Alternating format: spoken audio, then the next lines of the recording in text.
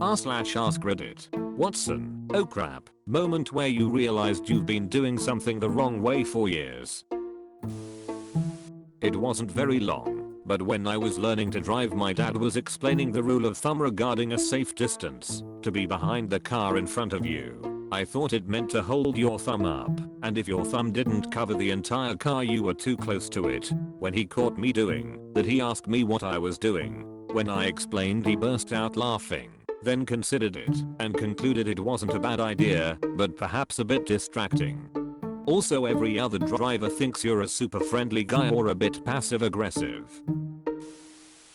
We bought a nice liquor cabinet. We got it delivered and noticed it was a bit shorter than we thought. No biggie. 3 years later, we are moving. Lift up cabinet and these beautiful ornate, screw on legs, wrapped in tape and bubble wrap fall off the bottom. Looks so much better now. Reminds me of when my mum bought a new sofa. About 6 months later she's hoovering under the cushions when the base fabric pulls back to reveal some sort of metal and a mattress. Turns out we had a sofa bed.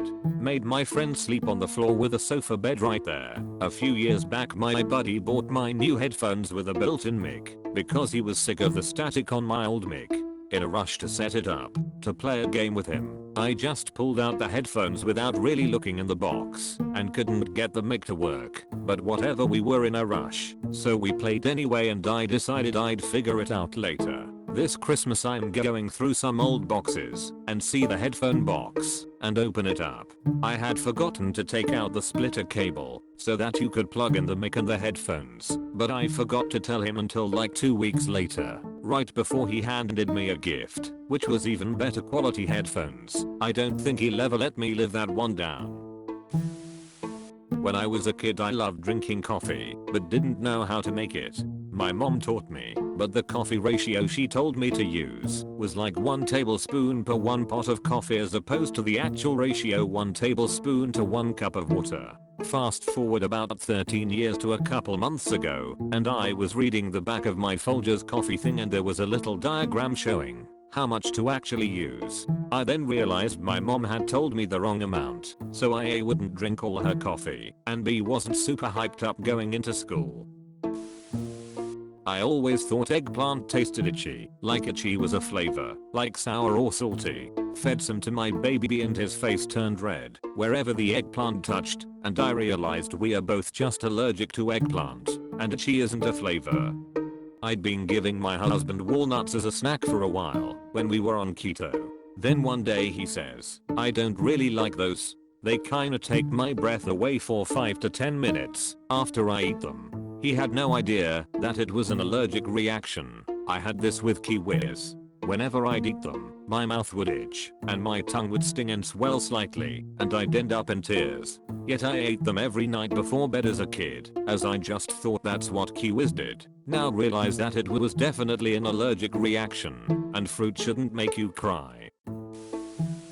I lived in a house for 6 years with a bathroom with no shelf or cupboard to put toiletries into. I was very disappointed and ended up using a windowsill that was way too small to fit everything. Anyway, one day we had a friend over and he asked why we don't have anything in our bathroom cupboard. I was confused, so he showed me. It turns out that the mirror I had been using for 6 years has a hidden compartment behind it. It was a mirror door to a mounted cupboard on the wall. I was astonished and immediately moved all my stuff from the window into the new space. My friend was baffled that I had never figured out there was a space behind the mirror. There was an obvious gap between it and the wall that I somehow failed to notice. My friend and I, about 14 years old, got into a heated discussion about whether my upstairs bathroom in the house I'd lived in my entire life had a lock on the door. We raced each other up the stairs and crowded into the bathroom. I yelled triumphantly that there was no lock. At the same time she exclaimed that she was right. There was a lock. She stared at me for a long moment, then silently showed me how to push the door knob in and turn it, thereby locking the door. I had never seen that kind of lock before in my life. I still think about that moment every time I encounter one to this day. I'm 23. No one really ever told me you don't need to buy shoes with the back 2 fingers space in front of the toes after your feet stop growing. I had been buying an entire size too big until about age 23. One day in college I decided to try a pair of Merrell barefoot type shoes, and after reading the sizing guide, bam, mind blown. It's terribly obvious mistake I, 29F, like to blame on being an only child. But really I'm just a freaking moron. I had this problem until about 25. Never really thought about it. I was always a size 10. That's what mom bought me in high school. Why would it be any different now? Only thing is, I stopped growing at 14. Never had another growth spurt. As guys, we were always told you'll keep growing till late teens, early 20s for some. Yeah, that didn't happen for me. Luckily I was buying a pair of nice boots and the clerk was like, dude, there's no way you're a size 10. You're barely a size 9. I was so happy once the blisters I'd always dealt with went away. My name is Ryan. It took me until I was in first grade to realize my name wasn't in the alphabet. My mom had told me my name was in the alphabet, and I felt so lucky. She obviously meant the letters to spell my name were in the alphabet, but nope. It took that long to realize the alphabet didn't go W, X, Ryan, Z. Don't feel bad. My birthday is in July. I was under the impression, until I was 7, that the 4th of July, the fireworks, specifically, were for my birthday. I felt really dumb, but also really sad, when I realized they weren't. Edit, LMFAO, one of the dumbest parts of my early childhood, and it is worth a silver. Thanks Reddit. I'm glad someone found my naivety entertaining.